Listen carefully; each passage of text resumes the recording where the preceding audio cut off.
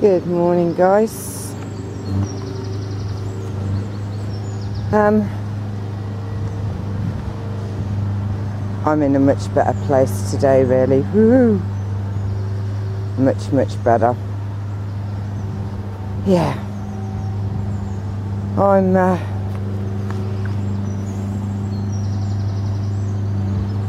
I think I'm over my paranoia, which is what I actually think it was. Being paranoid. Which is, woo, not a nice way to be, really. And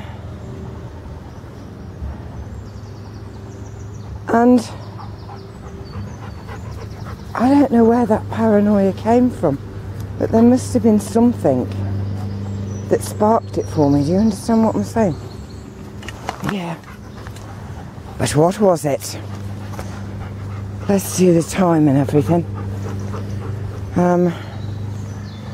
It's 9:17 and it's Wednesday today, so I'm going to see Alfie later.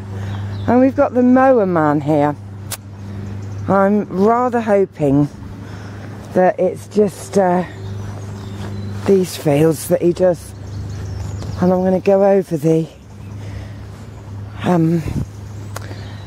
beach when I've finished here and have a look and see if the meadow is still intact. Yes, paranoia. I think it's like this, guys.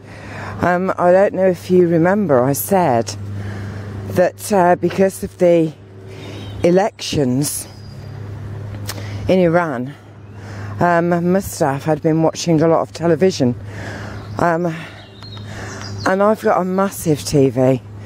We've got a massive TV. You know, it was so that he could watch all of his series and things from Iran on satellite and everything. But it's very hard to ignore when you have this huge screen in the corner that is well, pulling you in, drawing you in. And since that television's been on, I've been paranoid. Isn't that crazy? Maybe not. Yeah, it's been horrible, really. You see the lies, you see the bullshit, but it's there on mainstream news and in the mainstream media, and it's I don't know, it's just horrible, really. I mean, for example, the last Shah of Iran, his son, whose name is Reza, I believe, he was interviewed on RT, which is Russian, and generally RT gives, I mean, RT's got the Max Kaiser report and crosstalk and things like that. I did used to watch RT quite a lot. But I was watching this, I was interested to see, oh, look at these. Can you see all of those little drops that are multicoloured? I hope you can. I'm going to keep this dead still.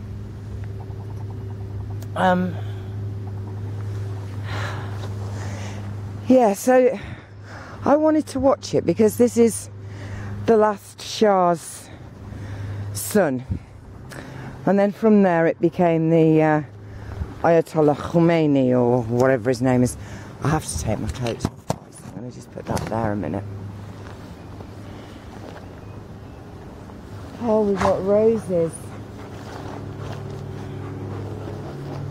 Yeah, so from there it became the Ayatollahs. and kind of went from what they saw as debauchery, the Ayatollahs, to what we see as oppression. So it was very interesting to watch this discussion, because I thought, oh, it's on RT, it'll be a lot more kind of open, honest and truthful than anything else that we've seen. And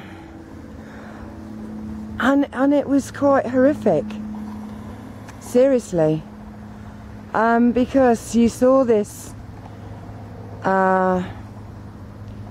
well, heir to the monarchy of a huge country. I don't agree with monarchies, and even that, there's debate over how the Shah was put in place by the Americans, and oh God, you know what I mean. But anyway, at one point it became so apparent that why RT were interviewing him was because he is living in America. He is Iranian, but he is an American citizen, and obviously RT, the Russian kind of interviewer, was, I thought, going way over the top. I thought, gosh, she's getting a bit kind of cross with him. She's not letting him speak. And then, of course, it became apparent that Russia has its own interests in Iran, and Russia's actually quite happy that the status quo in Iran remain exactly as it is, because it is doing fantastic deals with Iran, and maybe to have a Shah back in situ would not afford them such a exclusive hold on Iran. So, you know, she was kind of arguing about you know, what this heir to the throne, is really funny, isn't it? Heir to the throne. What his father had done, and the very things that he was complaining about happening under the Ayatollah, she batted back that this and more was being done under the Shah. And then she said, why are you bringing or enlisting the help of America for your country? And he said, who else is there? Who else is there to help? What, is Russia going to do anything? You know, right here I am. Tell me what Russia has got to offer. And it became so apparent to me that both of them have their own agendas. And at one point, the Shah's son, this Reza, said, you're not seeing the wood for the trees, you're not seeing the people. And I thought, and neither are you, mate. You know, all it was about power and pushing these people from one post to another, not really caring about their freedom or their rights, because as the Russian interviewer kind of said, you know, if you get America involved, do you think it's going to be any different to what's happening in Syria and Libya and everywhere else that America's been involved? They just and the UK, but she didn't say the UK. The UK we're the one that doesn't like to stand out. We like America to take all of the blame, and we keep hidden, trying to pacify the Europeans, but we're the bullies, because she was kind of saying, you know, that get down to one of these because I want you to see it perfectly. Oh, look at you. This is how I picked some of this once for my garden. Me and my stuff. We came and dug up a root. Yes. It's in my garden. I'll show you. It hasn't flowered this year. We had to cut it right back because we had these leaf-eating bees who fell in love with it, and then a whole load of caterpillars who ate every single bit of it. Yeah. So maybe it just wanted to stay here. And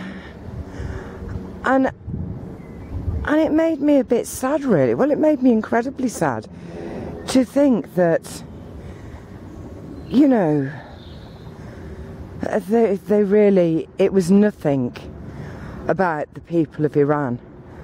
It was about the dictators, the rulers, the ones who want to get into that power position.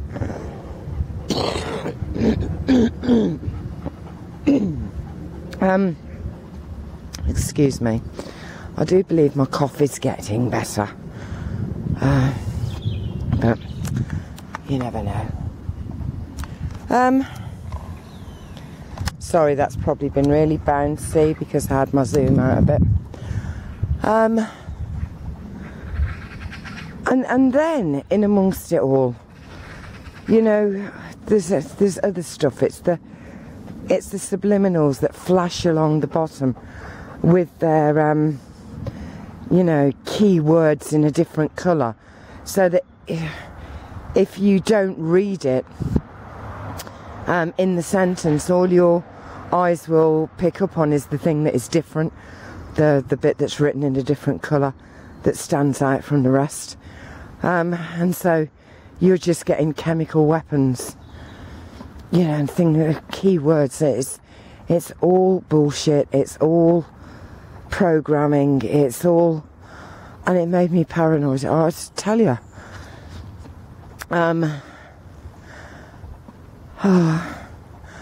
But there's a lot going on in this world, isn't there? All over the world, people are protesting and standing up and being counted, and it's everywhere. It's Japan, it's Brazil, it's Iran, it's Turkey, it's the UK, and soon, hopefully, there will be two big things happening in America. Hopefully on this Friday, the summer solstice, we are going to have the do nothing, do not be a consumer of anything day, which I think is fantastic, and I shall be supporting that over here. And then there is Adam Kokesh on Independence Day, and yeah, I know there's a lot of kind of people who are slightly worried about what's going to happen there, but I just think the guy needs all the support he can get. You know what I'm saying? I really do.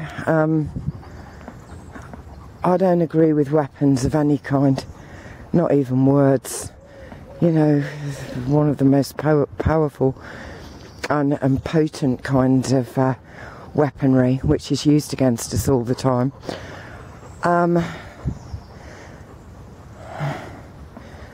But in my view, maybe this guy has got something else up his sleeve. He's loved by many. He's a hero, guys. You know what I mean? He's served his country. He's a patriot, and he understands exactly why the Constitution was written, and it was written for exactly this scenario that we've got going on now. And as a patriot, and with lots, you know, he's not one on his own. No, there are many thousands of ex-vet or vet or soldiers who have been in, who are still in, who are patriots. And I think everything about what he's doing is, oh God, it needs so much support. It really, really does. It doesn't need us sitting back and calling him a moron or what's he doing, or, you know, I know we think there's other ways to deal with these things, but I don't know. I just think the guy needs all the support he could get.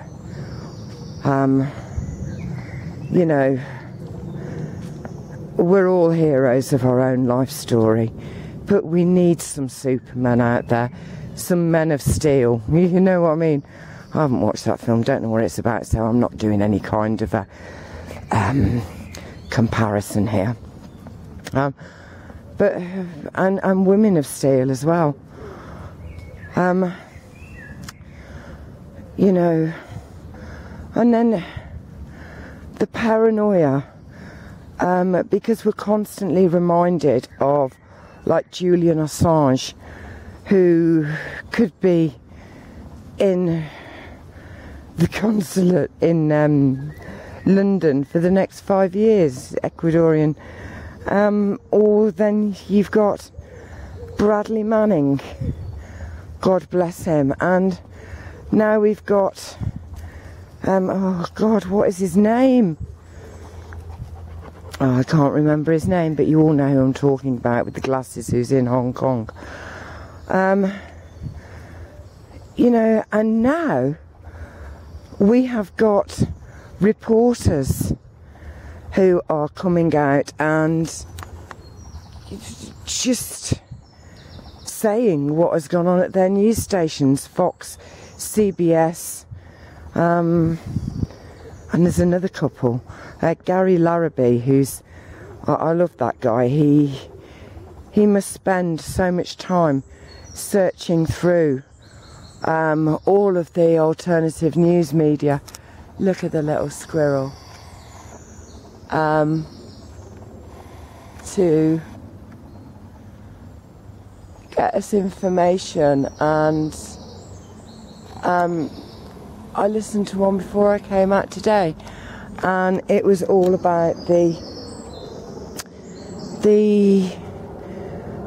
journalists, you know, and to some degree this is where the paranoia comes from.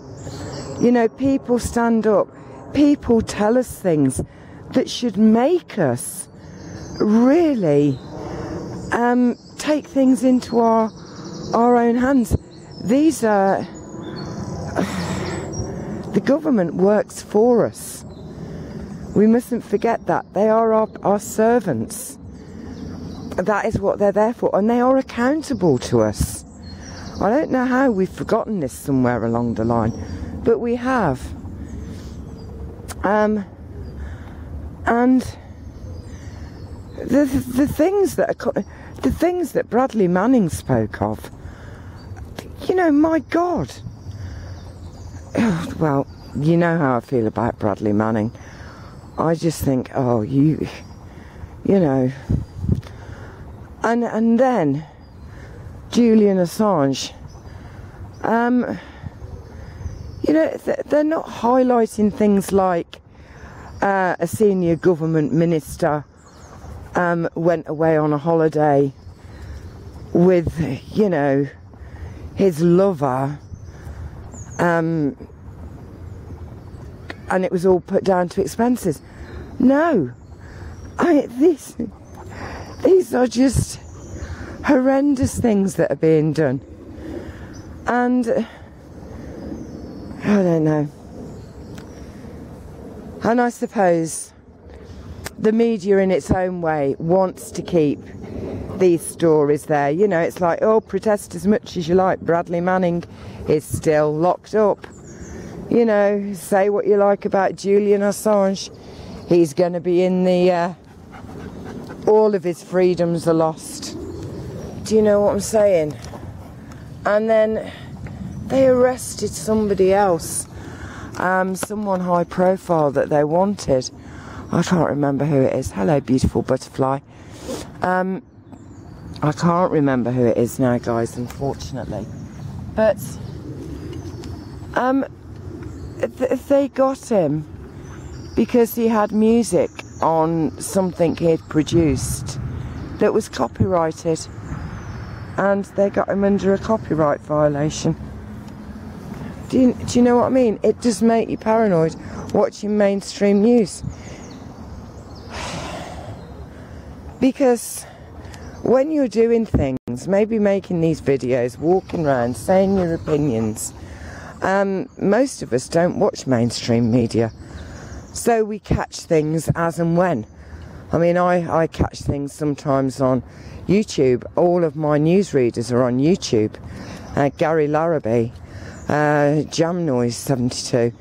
You know, anything that's kind of mainstream, I have people that I watch. You know, the True Ray brings a lot of stuff to the fore. There's so many of you. But when you're actually watching the mainstream news, it's like they're kind of showing you well, the paranoia sets in. The paranoia sets in. You see people demonstrating, which is their right. I don't even like the word demonstrating.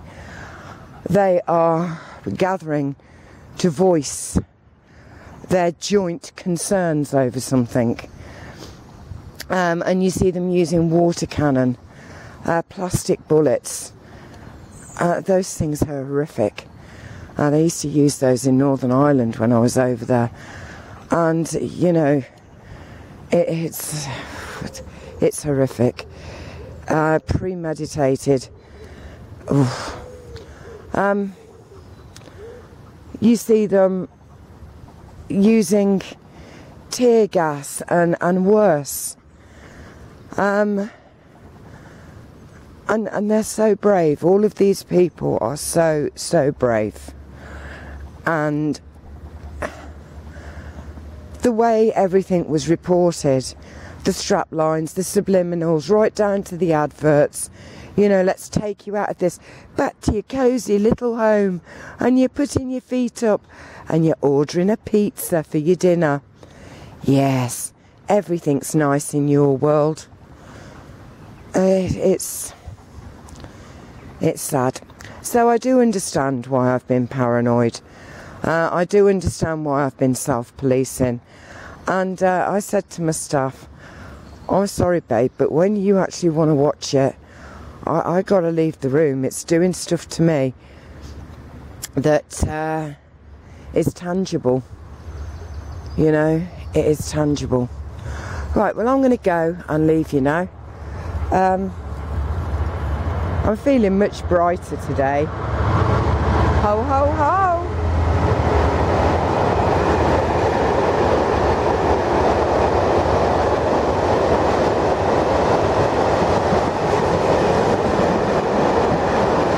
Yes, I'm feeling much brighter.